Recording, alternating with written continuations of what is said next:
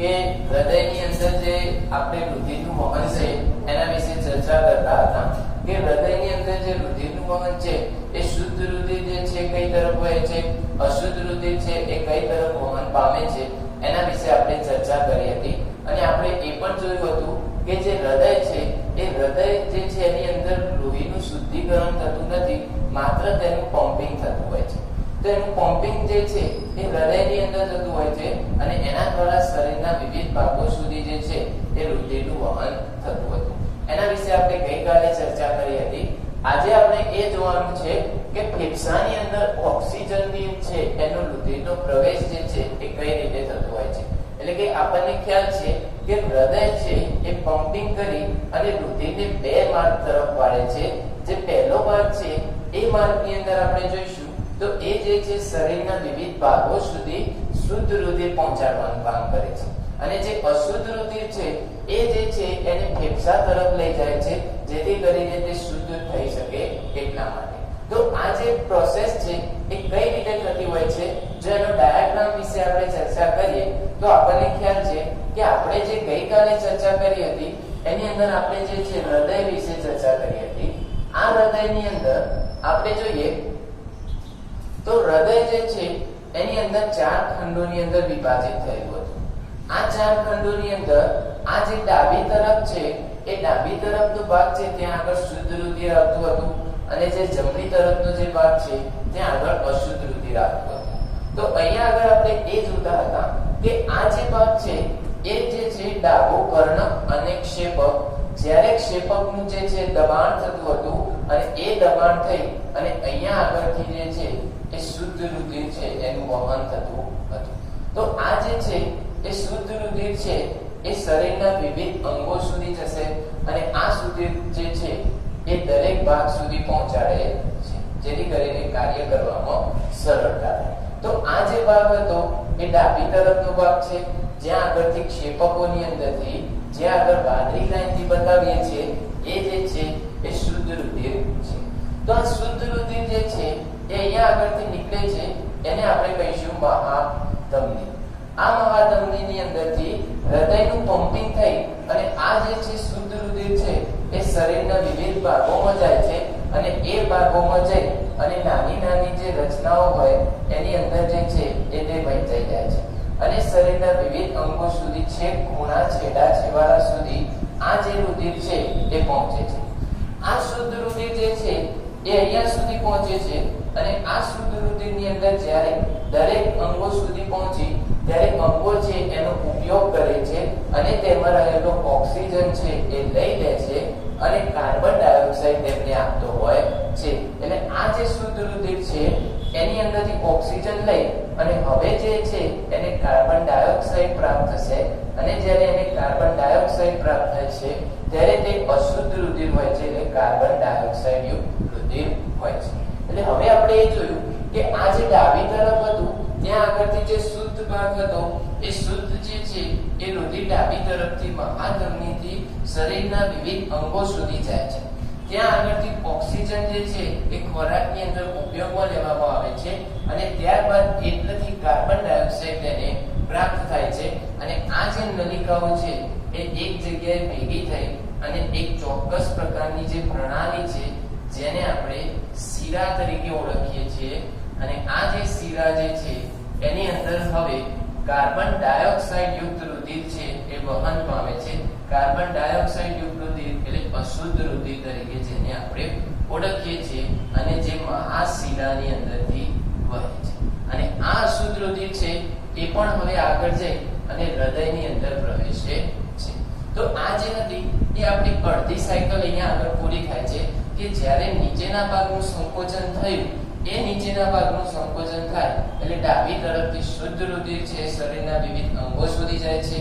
ત્યાં આગળ ઓક્સિજન આપે છે, કાર્બન ડાયોક્સાઇડ લઈ અને મહાશિરામાં થઈ અને હૃદયની અંદર પ્રવેશે છે. હવે આ જે અશુદ્ધ રુધિર આવે છે એ અશુદ્ધ રુધિર શુદ્ધ થવા માટે ક્યાં આગળ જશે તો એ આપણને ખ્યાલ છે કે આ જે અશુદ્ધ રુધિર છે એ શુદ્ધ થવા માટે ફેફસાની અંદર પ્રવેશ કરે છે. તો આ જે ફેફસાની અંદર જ્યારે પ્રવેશ કરે છે તો અહીંયા આગળથી આ જે દબાણ છે એ ઉત્પન્ન થશે અને એ દબાણ ઉત્પન્ન થઈ અને આ જે ભાગ છે ત્યાં આગળ જે ફુફુસીય ધમની છે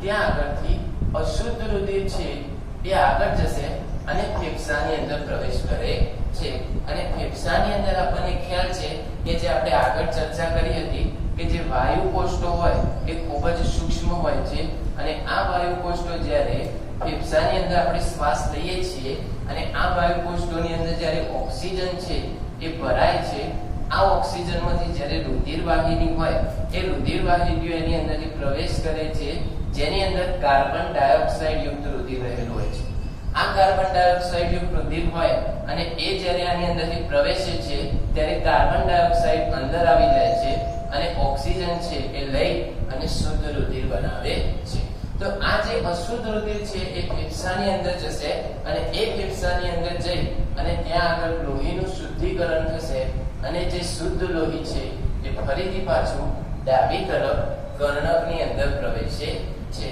તો આ જે છે એને આપણે ફુફુસીય શિરા તરીકે ઓળખીએ છીએ જેની અંદરથી શુદ્ધ રુધિર હૃદયની અંદર આવે છે તો આ જે છે એક આખી સાયકલ એટલે કે જે આખી ગોળ રચના છે જેને વારે ઘડીએ પ્રક્રિયા થવી જરૂરી છે જેથી કરીને આપણા શરીર છે એ શરીરનું તાપમાન જે છે જળવાઈ રહે છે અને યોગ્ય સંતુલન પણ આના કારણે જળવાઈ રહેતું હોય છે તો અહીંયા આગળ આપણે ચર્ચા કરી કે કઈ રીતે રુધિર છે એ શુદ્ધ રુધિર શરીરના વિવિધ અંગો સુધી જાય છે ત્યાંથી તે એકત્રિત થઈને કાર્બન ડાયોક્સાઇડ યુક્ત લઈ અશુદ્ધ રુધિર હૃદયની અંદર જાય છે હૃદયમાંથી ફેફસાની અંદર શુદ્ધ થવા માટે થાય છે અને શુદ્ધ થઈ ફરી પાછું હૃદયની અંદર આવે છે મનુષ્ય છે એ મનુષ્યના હૃદય જે છે 4 ખંડોની અંદર વિભાજિત થયેલા હતા એના વિશે આપણે ગઈકાલે ચર્ચા કરી હતી કે જે ઉપરના 2 ભાગ હોય એને આપણે કર્ણક તરીકે ઓળખતા હતા અને જે નીચેના ભાગ હોય એને આપણે ક્ષેપક તરીકે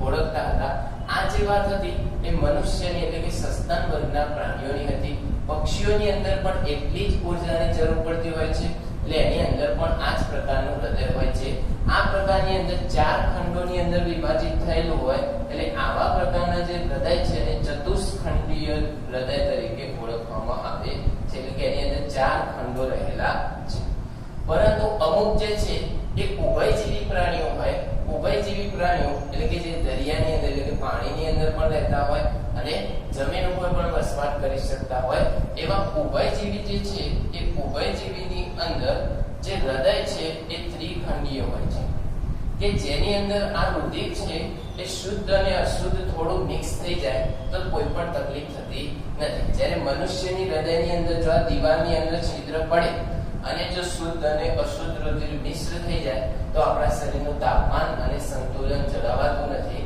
અને વ્યક્તિનું મૃત્યુ થાય છે એ જ રીતે જ્યારે પાણીની અંદર વસવાટ કરતા એટલે કે જે જળચર પ્રાણીઓ હોય એ જળચર પ્રાણીઓ એટલે કે માછલીઓ જેવા ભાગ હોય એની અંદર હૃદય છે એ દ્વિખંડીય હોય છે એટલે કે જેમ મનુષ્યની અંદર આપણને 4 ખંડ દેખાય છે એ રીતે જળચર પ્રાણીઓની અંદર દ્વિખંડીય એટલે માત્ર 2 જ ખંડ હોય એવું હૃદય હોય છે આ હૃદયની અંદર અમુક વખતે એવી પણ ઘટના બનતી હોય છે કે ઓક્સિજન યુક્ત રુધિર અને કાર્બન ડાયોક્સાઇડ યુક્ત રુધિર બંને મિશ્ર થઈ જતા હોય એવું પણ આપણે જોવા મળે છે તો અહીંયા આગળ જે છે એ એક જ પ્રકારની સાયકલ રચાય છે કે જ્યારે હૃદયની અંદર શુદ્ધ રુધિર ભરાય તો આખું શુદ્ધ રુધિર ભરાય છે અને એનું વહન થાય અને અશુદ્ધ રુધિર સંપૂર્ણપણે આવે છે બંને અંદર એક સાથે શુદ્ધ અને અશુદ્ધ રુધિર જે છે જ્યાં ચતુષ્ખંડીયની અંદર રહે છે એમ આની અંદર રહી શકતા નથી તો આ જે છે એ આપણે જુદા જુદા પ્રાણીઓની અંદર હૃદયની રચના વિશે વાત કરી અને કઈ રીતે આપણા શરીરની અંદર હૃદયનું પમ્પિંગ થાય છે તે શુદ્ધ રુધિર ક્યાં આગળ મોકલે છે તે અશુદ્ધ થાય પછી ક્યાં આગળ શુદ્ધ થવા માટે થાય છે અને એ બધા વિશે આપણી આખી સાયકલ વિશે આપણે ચર્ચા કરી અને જુદા જુદા પ્રાણીઓના હૃદય વિશે પણ આપણે ચર્ચા કરી તો આ જે હતો એ આપણો પહેલો ટોપિક હતો હવે બીજા ટોપિકની અંદર આપણને એમ કીધું છે કે નલિકાઓ એટલે શું કે જે હૃદયની અંદર જે છે એ રુધિર છે એ શુદ્ધ થાય અને એ શુદ્ધ રુધિર જે રસ્તા દ્વારા એટલે કે જે માર્ગ દ્વારા જેની અંદરથી પસાર થતી હોય છે એને આપણે નલિકાઓ તરીકે ઓળખીએ છીએ આ નલિકાઓની અંદર આપણને ખ્યાલ છે કે આ નલિકાઓની અંદરથી શુદ્ધ અને અશુદ્ધ એમ બે પ્રકારે રુધિર છે એનું વહન થતું હોય છે. તો આપણે અહીંયા આગળ જોયું કે અહીંયા આગળ જે બ્લુ લાઈન છે એટલે કે જે ધમની છે એ ધમનીની અંદરથી શુદ્ધ રુધિરનું વહન થતું હોય છે અને આગળ જે તે અશુદ્ધ બને છે અને અહીંયા આગળ જે છે એ શિરા છે એ શિરામાંથી અશુદ્ધ રુધિરનું વહન થાય છે. એટલે આપણી પાસે જે હવે બીજો ટોપિક છે એના વિશે ચર્ચા કરવી છે કે જેનો તફાવત જે છે એ આપણને પરીક્ષા માટે એટલે કે એક્ઝામ માટે ખૂબ જ ઉપયોગી છે. જેની અંદર આપણને વાત કરેલી છે નલિકાઓ. તો નલિકાઓ જે છે એ નલિકાઓના બે પ્રકાર કે જેની અંદર શિરા અને ધમની આ બંનેનો સમાવેશ છે એ આપણને થતો જોવા મળે છે એટલે કે ધમની અને શિરા. તો આ બંને જે છે એની અંદર શું તફાવત છે એના વિશે આપણે ચર્ચા કરીએ. તો જ્યારે હૃદયની અંદરથી શુદ્ધ રુધિર જે છે એ વહન પામી અને શરીરના વિવિધ અંગો સુધી જવાનું કાર્ય કરે છે એ વખતે આ ધમની છે એ ધમનીની જે દિવાલ છે એ જાડી હોય છે. તો અહીંયા આગળ જો આપણે લખીએ કે ધમની અને શિરા આ બંનેની અંદર શું તફાવત છે. તો જે ધમની હોય એની અંદર હૃદયનું દબાણ ખૂબ જ વધારે થતું હોય અને આ જે ભાગ છે એને ખૂબ જ લાંબુ અંતર કાપવું પડે છે એટલે કે શરીરના એકદમ નાનામાં નાના અંગ સુધી જવું પડે છે. અને આપણને ખ્યાલ છે કે જો આપણે જે પાણીની ટાંકી હોય અને દરેક વિસ્તારની અંદર પાણી મોકલવું હોય તો પાણીનું જે પ્રેશર છે દબાણ જે છે ખૂબ જ વધુ હોવું જરૂરી છે. એટલે અહીંયા આગળ જે ધમની છે એને શરીરના વિવિધ અંગો સુધી જવાનું છે એટલે એને જે છે એની પર દબાણ કેવું હોવું જોઈએ? વધુ હોવું જોઈએ. અને આ દબાણ જો વધુ હોય તો જેની દિવાલ તૂટી ના જાય એટલા માટે આ જે ધમની છે એની દિવાલ જે છે જાડી રાખવી પડે છે.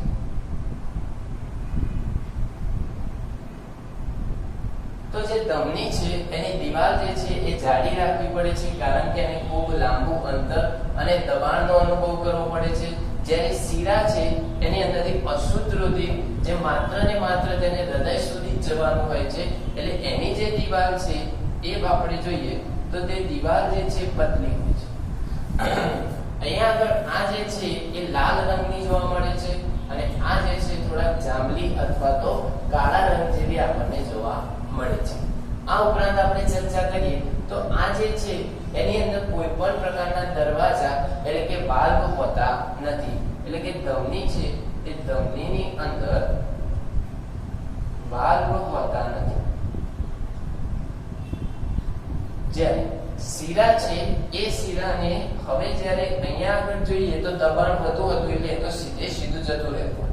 પણ આને અહીંયાથી હૃદય સુધી પહોંચાડવું હોય તો આની અંદર એક જ માર્ગી રસ્તો હોય છે. એક જ માર્ગી એટલે જ્યારે રુધિર છે ઉપર જાય એટલે આ અંદરનો વાલ છે એ લોક થઈ જાય છે એટલે રુધિર છે એ અશુદ્ધ રુધિર ફરી પાછા શરીરના ભાગની અંદર આવતું નથી અને તે આગળ જ જતું હોય છે.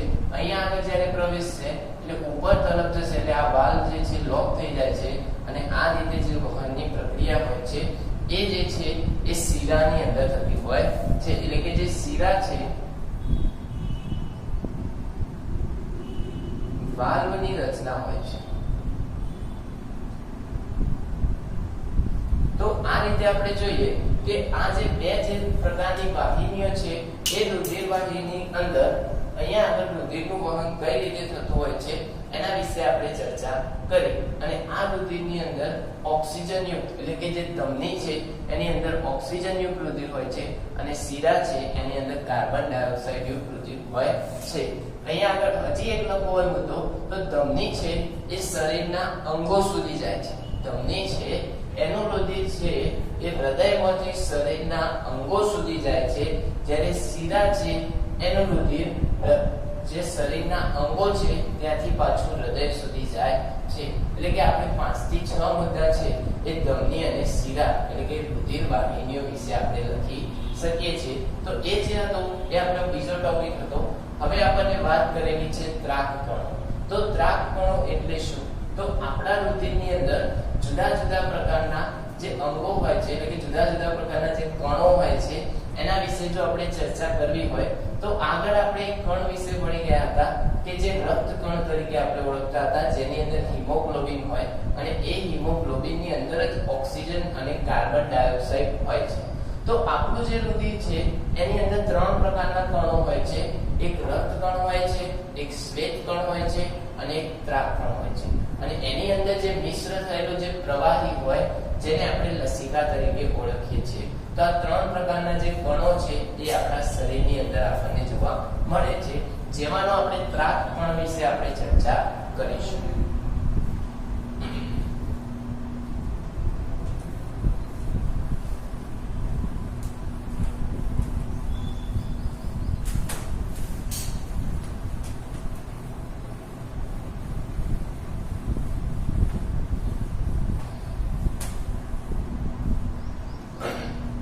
તો હવે આપણો જે ત્રીજો ટોપિક છે જેની અંદર ત્રાકકણો દ્વારા રક્ષણ કે જાળવણી એના વિશે આપણને વાત કરેલી છે.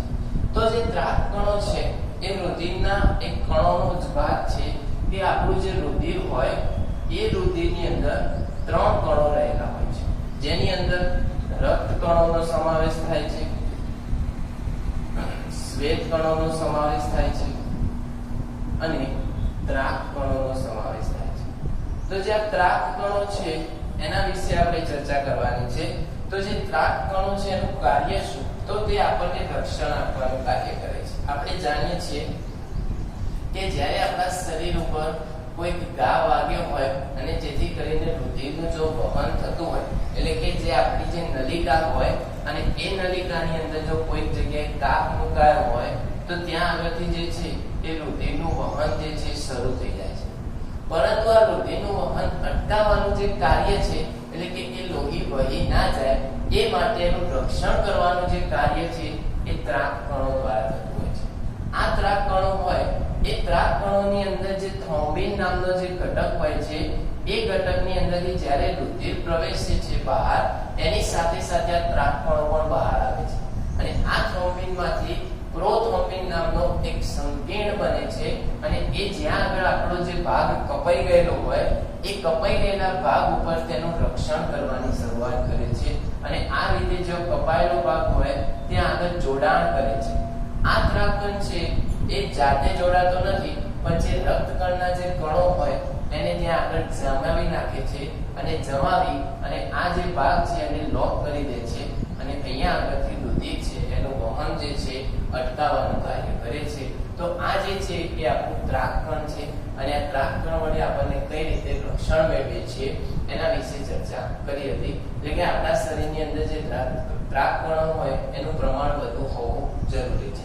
જે ડાયાબિટીસ ધરાવતા જે વ્યક્તિઓ હોય એ વ્યક્તિઓની અંદર આ ત્રાકકણોનું પ્રમાણ જે છે એ ઓછું હોય છે. એટલે જ્યારે એમના શરીર ઉપર જો કોઈ કાપો અથવા તો રુધિરનું વહન શરૂ થાય તો આ ત્રાકકણો જે છે એ આ જામવાની પ્રક્રિયા ઝડપથી કરતા નથી, કારણ કે તેમનો અભાવ હોય છે અને આ અભાવના કારણે રુધિર છે એ વહી જતું અટકી શકતું નથી અને રુધિર છે આગળ વહન શરૂ થાય છે. એટલા માટે જે ત્રાકકણોનું જે પ્રમાણ છે એ આપણા રુધિરની અંદર હોવું ખૂબ જ જરૂરી છે. હવે આપણે આગળનો જે ટોપિક વાત કરવા જઈ રહ્યા છીએ એ છે લસિકા.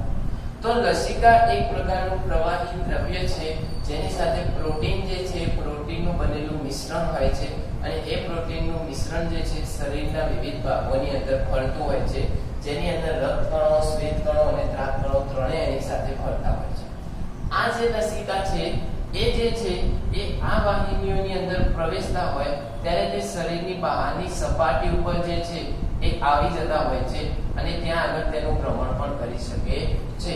આ જે છે મુખ્યત્વે આપણું જે આંતરડું હોય ત્યાં આગળ જે આપણા આંતરડાની અંદર જે આપણે પાચન ક્રિયાની અંદર જોયું હતું કે જે રુધિર જે પાચન ક્રિયાની અંદર આપણે જોયું હતું કે જે ખોરાક બનતો હતો, એમિનો એસિડ, ગ્લિસરીન જે ચરબી દ્વારા જે બનતા હતા, એમનું શોષણ કરવાનું જે કાર્ય છે એ લસિકા દ્વારા થાય છે અને એક ખોરાક એ રુધિર વાહિનીમાં લાવે છે અને ત્યાંથી શરીરના વિવિધ અંગો સુધી જે છે એ પહોંચાડવાનું કાર્ય કરે છે.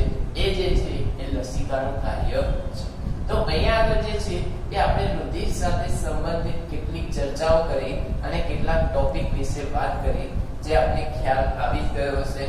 તો અહીંયા આગળ જે છે આપણો ટોપિક પૂરો થાય છે અને આગળ જે છે વનસ્પતિની અંદર વાત વિનિમય જે છે એ કઈ રીતે થાય છે એ આપણનો આગળ જે છે એ લાસ્ટ ટોપિક હશે.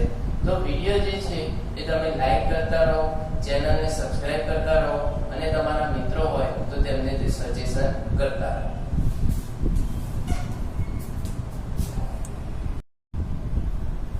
Good morning friends.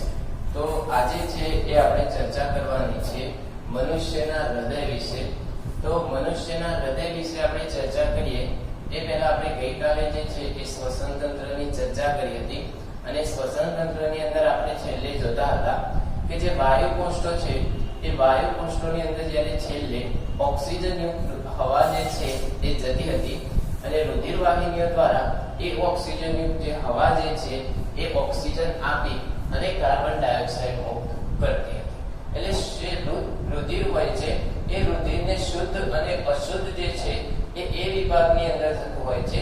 હવે જ્યારે આ જે રુધિર છે એ શુદ્ધ અને અશુદ્ધ હોય એ રુધિરને આપણા શરીરની અંદર એક સ્થાનેથી બીજા સ્થાને જે લઈ જવાનું કાર્ય છે એ કયા અંગ દ્વારા થાય છે એના વિશે આપણે ચર્ચા કરવાની છે. તો એ માટે આપણું જે ઉપયોગી છે એ મનુષ્યનું હૃદય છે. કે મનુષ્યનું હૃદય છે એ શરીરની અંદર રહેલા બધા જ ભાગની અંદર રુધિરને પહોંચાડવાનું અને ત્યાંથી હૃદયની અંદર પાછું લાવવાનું કામ કરે છે. એટલે આ જે છે એક પંપ તરીકે કાર્ય કરે છે. તો મનુષ્યનું જે હૃદય છે એ ક્યાં આગળ હોય છે? તો મનુષ્યનું હૃદય છે એ સહેજ ડાબી બાજુ આપણી જે મનુષ્યની જે મુઠ્ઠી હોય એ મુઠ્ઠીના કદ જેટલું એનું કદ હોય છે. અને આ જે હૃદય છે એ પંપ તરીકે કામ કરે છે કે જે આપણા શરીરની અંદર વિવિધ જગ્યાએ રુધિર છે એ લાવવા અને લઈ જવાનું કામ કરે છે. તો એના વિશે આપણે ચર્ચા કરવાની છે અને તે કઈ રીતે કાર્ય કરતું હોય છે એ પણ આપણે અહીંયા આગળ જોવાનું છે કે રુધિર છે એ કયા સ્થાનેથી કયા સ્થાન ઉપર જતો હોય છે એ આપણે જોવાનું છે. તો સૌપ્રથમ છે એ આપણે થોડીક એની બેઝિક માહિતી જોઈએ કે ભાઈ મનુષ્યનું જે હૃદય છે એ મનુષ્યનું હૃદય છે એ પંપ જેવું કાર્ય કરે છે. મનુષ્યનું હૃદય પંપ જેવું કાર્ય કરે છે અને તેનું કદ આપણી મુઠ્ઠી જેટલું હોય છે. તો આ એકદમ નાના કદનું જે હૃદય છે એ હૃદય વિશે આપણે ચર્ચા કરવાની છે કે જે મનુષ્યની અંદર સહેજ ડાબી તરફ આવેલું હોય છે અને એના વિશે આપણે ચર્ચા કરીશું. તો હૃદય જે છે એ હૃદયની અંદર લોહી છે એ શુદ્ધ થતું નથી. એ બાબત આપણે યાદ રાખવાની છે. હૃદય માત્ર પંપ જેવું જ કાર્ય કરે છે. એ જે હૃદય છે એ રુધિર આવે અને પહોંચાડે છે એટલું જ કાર્ય કરે છે. એની અંદર રુધિર છે એનું શુદ્ધિકરણ થતું નથી. એ બાબત આપણે ખાસ યાદ રાખવાની છે. લોહીનું જે શુદ્ધિકરણ છે એ ફેફસા અને કિડનીની અંદર થતું હોય છે. હૃદય તો માત્ર પંપનું જ કાર્ય કરતું હોય છે અને શરીરના વિવિધ અંગો સુધી રુધિરને લઈ જવાનું કાર્ય કરે છે. તો ક્યાં આગળથી રુધિર છે એ આવે છે અને છેલ્લે ક્યાં આગળ પહોંચે છે એના વિશે આપણે ચર્ચા કરવાની છે. તો જે મનુષ્યનું જે હૃદય છે એ આપણે સંપૂર્ણપણે એની રચના વિશે વિચારીએ તો એ મુખ્યત્વે 4 ખંડોની અંદર વિભાજિત થયેલું હોય છે. કે અહીંયા આગળ જે છે એ ઉપરનો જે ભાગ છે એ 2, આ 3 અને આ 4 એમ 4 ઓરડા એટલે કે 4 ખંડ ધરાવતું મનુષ્યનું હૃદય હોય છે.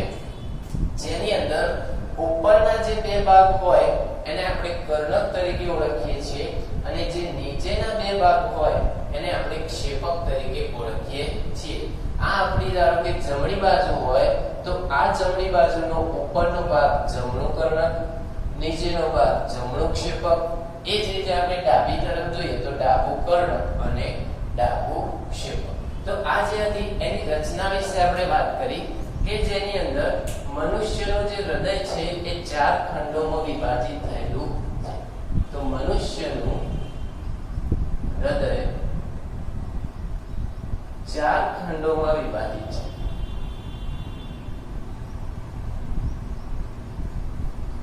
જેમાં ઉપરનો ભાગ છે એ ઉપરના ભાગને આપણે કર્ણક તરીકે ઓળખીએ છીએ. તો ઉપરના ભાગને કર્ણક તરીકે ઓળખીએ છીએ અને જે નીચેનો ભાગ છે એ નીચેના ભાગને આપણે ક્ષેપક તરીકે ઓળખતા હોઈએ છીએ.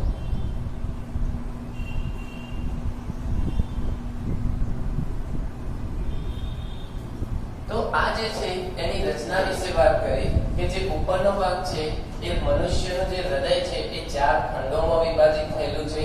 આ 4 ખંડોમાં વિભાજિત હોય એની અંદર જે ઉપરનો ભાગ છે ઉપરના ભાગને આપણે કર્ણક તરીકે ઓળખીએ છીએ અને નીચેના ભાગને આપણે ક્ષેપક તરીકે ઓળખીએ છીએ. હવે આ જે રૂમ છે એટલે કે જે આ ખંડ છે એની અંદર જે ઉપરનું રુધિર નીચે ના આવી જાય એ માટે અહીંયા આગળ એક દરવાજા જેવી રચના હોય છે જેને આપણે વાલ્વ તરીકે ઓળખીએ છીએ અને વાલ્વ જે છે એ જમણી બાજુનું જે ક્ષેપક અને કર્ણક હોય એની વચ્ચે ત્રિદળીય વાલ્વ હોય છે અને ડાબી તરફ હોય છે એ દ્વિદળીય વાલ્વ હોય છે. ત્રિદળીય એટલે કે અહીંયા આગળ જે દરવાજા છે 3 તરફથી ખુલશે અને અહીંયા આગળથી જે ઉપરથી રુધિર આવશે એ વખતે દરવાજા છે એ 2 ખુલશે એટલા માટે આને ત્રિદળીય વાલ્વ કહે છે અને આને જે છે આપણે દ્વિદળીય વાલ્વ તરીકે ઓળખીશું. તો અહીંયા આગળ આપણે એ બાબતનું ધ્યાન રાખવાનું છે કે જમણી બાજુની ભાગની અંદર જે ક્ષેપક અને જે કર્ણક હોય કર્ણક અને ક્ષેપકની અંદર આપણે જોઈશું તો એમની સાથે ત્રિદળીય વાલ્વ હોય છે એટલે કે 3 દરવાજા વાળો ભાગ હોય છે. અને જ્યારે આપણે ડાબી બાજુ જોઈએ તો ડાબી બાજુ જે છે એ કર્ણક અને ક્ષેપક વચ્ચે જે છે એ દ્વિદળીય વાલ્વ હોય છે. તો આ રીતની જે રચના છે એ આપણને અહીંયા આગળ જોવા મળશે. તો આ જે હતી એ એની આપણે અંદરની રચના જોઈ. હવે આપણે એ જોવાનું છે કે રુધિર છે કઈ રીતે આવે છે અને કયા સ્થાન ઉપરથી તે પ્રવેશ કરે છે.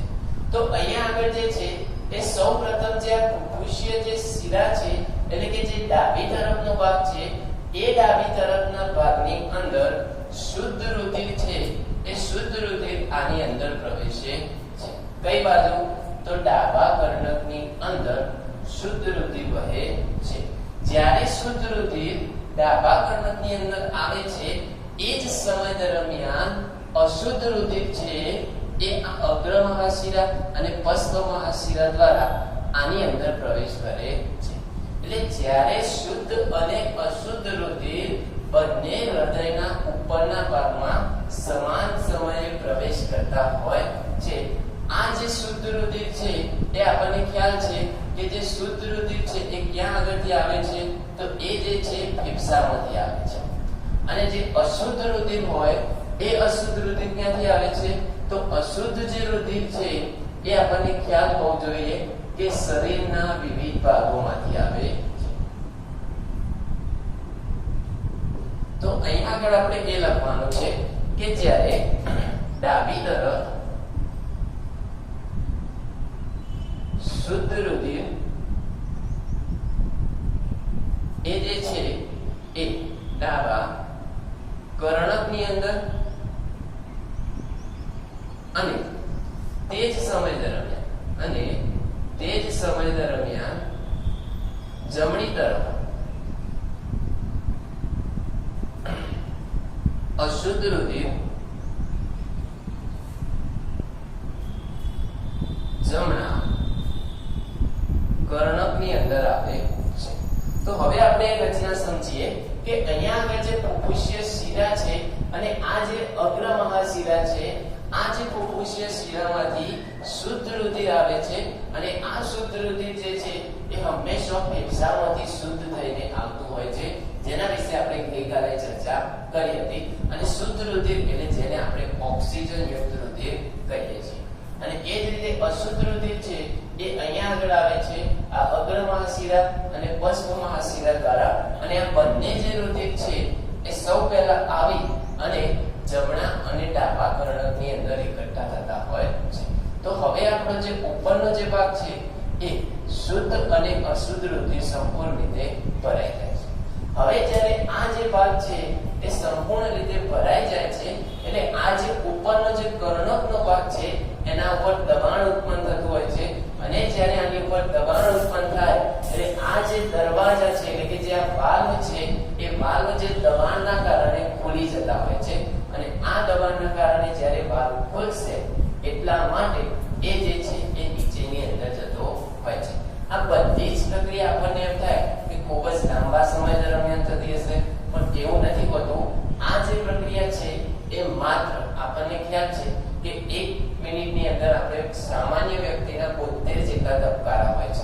આ 72 જેટલા ધબકારા જેને આપણે 60 સેકન્ડ વડે ભાગીએ તો આશરે જે આપણો સમય છે એ 0.80 સેકન્ડ એટલે કે 1 સેકન્ડ કરતા પણ ઓછો ભાગ એટલાની અંદર હૃદયનું એક પંપિંગનું કાર્ય થતું હોય છે. આ 0.80 સેકન્ડની અંદર હૃદય છે એ હૃદયની અંદર આ ફુફુસીય શિરા દ્વારા શુદ્ધ રુધિર અંદર પણ આવે છે, અહીંયા આગળથી અશુદ્ધ રુધિર પણ આવે છે, એનું દબાણ થાય છે, એના ભાગ ખુલે છે અને નીચેના ભાગની અંદર આવે છે. આ નીચેના ભાગની અંદર જ્યારે રુધિર આવે છે એટલે એ દબાણ થઈ અને શરીરના વિવિધ અંગો સુધી જાય એટલું 0.80 સેકન્ડની અંદર કાર્ય થતું હશે. અને તમને જાણીને નવાઈ લાગશે કે આટલી પ્રક્રિયા થયા બાદ આ 0.80 સેકન્ડની અંદરથી જે થોડો ઘણો જે સમય બચે છે એની અંદર હૃદય છે એ પોતાનો આરામ કરી લેતો હોય છે. કારણ કે આપણને ખ્યાલ છે કે આપણા શરીરની અંદર જ્યારે હૃદય જે છે એ ધબકવાની શરૂ થાય એ દરમિયાન જ્યાં સુધી આપણું જીવન ટકી રહે ત્યાં સુધી હૃદય છે એ થોડાક સમય માટે પણ સ્ટોપ થતું નથી. એટલે એ જે છે એક ધબકારાની અંદર 0.80 સેકન્ડની અંદર આ બધું કાર્ય કરી અને આરામ પણ કરી લેતો હોય છે.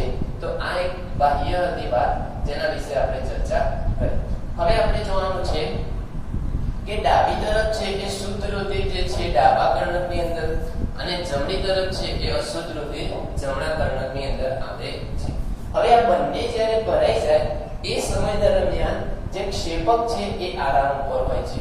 પણ જ્યારે આની પર દબાણ ઉત્પન્ન થાય એટલે આ જે વાગ જે છે એ ખુલી જાય છે અને જમણા ક્ષેપક અને ડાબા ક્ષેપકની અંદર રુધિર જે છે એ અંદરની તરફ પ્રવેશ કરે છે. તો અહીંયા આગળ આપણે લખીશું કે જ્યારે કર્ણકો જે છે કર્ણકની અંદર દબાણ ઉત્પન્ન થાય ત્યારે આ જે બંને ભાગ છે એટલે કે જે ડાબું કર્ણક છે અથવા જે જમણું કર્ણક છે એ જમણા કર્ણકની અંદર રહેલો જે ત્રિદલ વાલ્વ છે ત્રિદલ વાલ્વ ખુલે છે અને રુધિર જે છે એ જમણા ક્ષેપકની અંદર પ્રવેશ કરે છે. આ દરમિયાન આ તરફ જે પ્રક્રિયા થાય છે એની એ જ પ્રક્રિયા આ તરફ પણ થતી હોય છે. એટલે કે જે ડાબી બાજુ હોય છે એ ડાબી કર્ણક જે છે એની અંદરનો જે દ્વિદલ વાલ્વ છે એ ખુલે છે અને એ જે છે એ ડાબી તરફ કર્ણકમાંથી ક્ષેપકની અંદર પ્રવેશે છે. તો હવે આ જે ઉપરનો જે ભાગ છે રુધિરનો એ ભાગ હવે નીચે તરફ આવી જાય છે અને આ જે છે હવે ક્ષેપક જે છે એ ભરાઈ જાય છે. જ્યારે ઉપરનું રુધિર છે એ આ દરવાજા ખોલી અને આની અંદર પ્રવેશે છે અને જ્યારે આ દરવાજો ખોલે એ સમય દરમિયાન એની અંદરથી અવાજ ઉત્પન્ન થતો હોય છે અને જ્યારે આ રુધિર નીચે તરફ આવી જાય અને જ્યારે દરવાજો બંધ થતો હોય છે એ દરમિયાન તેની અંદરથી અવાજ ઉત્પન્ન થતો હોય છે જેને આપણે આપણા હૃદયના ધબકારા તરીકે ઓળખીએ છીએ. જ્યારે આ દરવાજો છે એ ખુલી જાય છે એ દરમિયાન તેની અંદરથી લબ એવો અવાજ ઉત્પન્ન થતો હોય છે અને જ્યારે તે બંધ થાય છે એ દરમિયાન જપ એવા બે અવાજ ઉત્પન્ન થતા હોય છે અને આપણા જે હૃદયના ધબકારા જો આપણે સાંભળીએ તો એ રીતના એનો અવાજ જે છે આપણને સંભળાતો હોય છે. તો અહીંયા આગળ જે છે એ રુધિર હવે ઉપર તરફથી દરવાજા ખુલી એટલે કે જે વાલ્વ છે ખુલી એ નીચે તરફ આવી ગયું છે. હવે આપણને પ્રશ્ન થાય કે આ નીચે તરફ જે છે એ જમણી બાજુ જે છે એ અશુદ્ધ રુધિર હોય અને આ જે ડાબી બાજુ છે ત્યાં આગળ આપણને ખ્યાલ છે કે શુદ્ધ રુધિર આપણને જોવા મળશે. હવે શું થશે તો હવે જે આ દરવાજા ખુલ્યા હતા એ બંધ થઈ જશે અને જ્યારે આ દરવાજા બંધ થાય એટલે અહીંયાથી ફરી છે રુધિર આવવાનું શરૂ થાય છે અને હવે જે છે ઉપરનો ભાગ દબાણ પામતો હતો એ ખુલી જશે અને હવે જે છે નીચેનો દબાણમાં આવશે એટલે કે નીચેના જે ક્ષેપકો છે એની અંદર દબાણ ઉત્પન્ન થશે. જ્યારે આ નીચેના ક્ષેપકોની અંદર દબાણ જે છે ઉત્પન્ન થાય છે તો આ જે વાલ્વ જે છે એ ખુલી જતા નથી. જો એ ખુલી જાય તો ફરી પાછું રુધિર છે ઉપરના ખંડોની અંદર જતો રહે અને શુદ્ધ અને અશુદ્ધ રુધિર છે એ બંને મિક્સ થઈ જતા હોય છે એટલે આ વાલ્વ કોઈ દિવસ ખુલતા નથી. હવે જ્યારે આ જમણું ક્ષેપક છે એની અંદર અશુદ્ધ રુધિર છે એ ભેગું થાય એટલે એ જે છે આ સ્થાન ઉપરથી બહાર નીકળે છે અને એ સ્થાન ઉપરથી જે બહાર નીકળે અને એ જે છે એ ફેફસા સાથે જે છે એ જતો હોય છે. એ જે છે અશુદ્ધ રુધિર એ ફેફસા સાથે શુદ્ધ થવા માટે જતું હોય છે. જ્યારે આ જે નીચેના ક્ષેપકની અંદર જ્યારે દબાણ ઉત્પન્ન થાય છે એ દરમિયાન જે છે આ શુદ્ધ રુધિર છે અને આ શુદ્ધ રુધિર જે છે એ આગળ જાય છે અને શરીરના વિવિધ ભાગો તરફ જતું હોય છે. તો આ રીતે જે છે એ આપણા હૃદયની અંદર એક રચના થતી હોય છે. આ જે છે દબાણ ઉત્પન્ન થાય એટલે આ ભાગ ખાલી થઈ જાય અને આ ભાગ ભરાશે ત્યાં સુધી આરામ કરી લેતો હોય છે અને આ બધી પ્રક્રિયા 0.80 સેકન્ડની અંદર થતી હોય છે, જે આપણા માટે ખૂબ જ નવાઈની બાબત છે. આ શરીરના વિવિધ ભાગો તરફ જાય છે. હવે ઉપરનો ભાગ પણ દબાણમાં આવે છે અને નીચેનો ભાગ પણ દબાણમાં આવે છે. એ બંને વારાફરતી પ્રક્રિયા થતી હોય છે. પરંતુ જે નીચેનો ભાગ છે એ નીચેના ભાગનો જે પટલ હોય છે ખૂબ જ જાડો હોય છે. એનું કારણ શું? તો આપણે સમજીએ કે જ્યારે ઉપરના ભાગ ઉપર દબાણ ઉત્પન્ન થાય છે એટલે ઉપરનું જે રુધિર છે એને વાલ્વ ખોલી અને માત્ર નીચે જવાનું છે, એને બીજા ભાગની અંદર જવાનું નથી, એટલે ખૂબ જ નજીક જવાનું છે. એટલે જ્યારે ઉપરના ભાગ ઉપર દબાણ ઉત્પન્ન થશે એટલે જે નીચેના ભાગમાં આવશે એટલે ખૂબ જ દબાણ એને સહન કરવું પડતો નથી. એટલે જે ઉપરની દીવાલ છે એટલે કે જે કર્ણકોની દીવાલ છે એ પતલી હોય છે. જ્યારે નીચેના જે ક્ષેપકો હોય એ ક્ષેપકોની દીવાલ શા માટે જાડી હોય છે? કારણ કે જ્યારે અહીંયા આગળ રુધિર ભરાય એટલે અહીંયા આગળ જે પ્રેશર છે ખૂબ જ વધારે રાખવું પડે છે. શા માટે? તો અહીંયા આગળનું જે રુધિર છે એને ખૂબ જ દૂર સુધી એટલે શરીરના વિવિધ અંગો સુધી જવાનું હોય છે અને જે અશુદ્ધ રુધિર છે એને છેક ફેફસા સુધી જવાનું હોય છે. એટલે જ્યારે એને દબાણ વધુ મળશે તો જે આગળ જઈ શકશે અને જો આ દબાણ વધારે રાખવાનું હોય અને જો આ દીવાલો પતલી હોય તો દીવાલો ફાટી જવાની સંભાવના રહે છે. એટલા માટે જે ક્ષેપકો હોય એની દીવાલ છે એ જાડી રાખવામાં આવે છે અને જે કર્ણકો હોય એની દીવાલ જે છે એ પતલી રાખવામાં આવતી હોય છે. તો આ જે હતી એ આપણે આપણા હૃદય વિશેની ચર્ચા કરી કે હૃદય જે છે એ રુધિર છે એને શુદ્ધ કરવાનું કાર્ય કરતો નથી, તે આપણા શરીરની અંદર પંપ જેવું કાર્ય કરે છે અને આ જે પંપ જેવું કાર્ય થાય અને એ પંપ દ્વારા તે શરીરના વિવિધ અંગો સુધી શુદ્ધ રુધિર પહોંચાડે છે અને અશુદ્ધ રુધિર છે એ ફેફસા સુધી પહોંચાડવાનું કાર્ય કરે છે અને આ રીતે આપણું હૃદય જે છે